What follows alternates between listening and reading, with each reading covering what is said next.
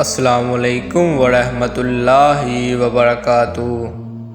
ہر قسم کی تنگی دور کرنے کے لیے جمعہ کے دن کا وظیفہ۔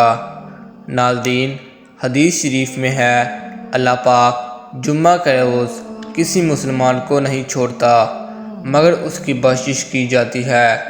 جمعہ کا دن تمام دنوں کا سردار ہے اور سب سے افضل ہے۔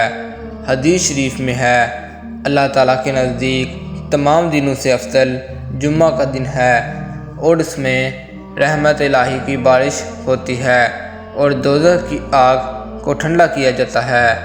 آج ہم آپ کو جمعہ کے دن کا ایک ایسا وظیفہ بتائیں گے جس کے کرنے سے انشاءاللہ تعالیٰ آپ کی ہر قسم کی تنگی، چاہے وہ رزق کی تنگی ہو، مال کی تنگی ہو یا روزگار کی تنگی ہو، الغرض کوئی بھی تنگی ہو وہ دور ہو جائے گی۔ یہ عمل آپ نے جمعہ کے دن کرنا ہے۔ اس عمل کی اجازت عام ہے۔ جمعہ کے دن کسی بھی وقت فجر کی نماز سے لے کر مغرب کی اذان سے پہلے تک کسی بھی وقت اللہ آپ نے 100 مرتبہ پڑھنا ہے۔ صرف اللہ کی ایک تسبیح چلتے پھرتے، اٹھتے بیٹھتے فجر کی نماز سے لے کر مغرب کی اذان سے پہلے تک آپ نے پڑھنی ہے۔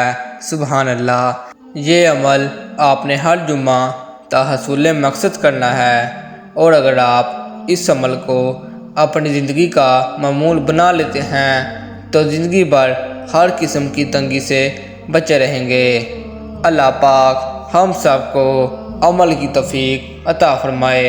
جزاک اللہ۔ اسلامک ویڈیو دیکھنے کے لیے شاعری انفارمیشن کو سبسکرائب کریں۔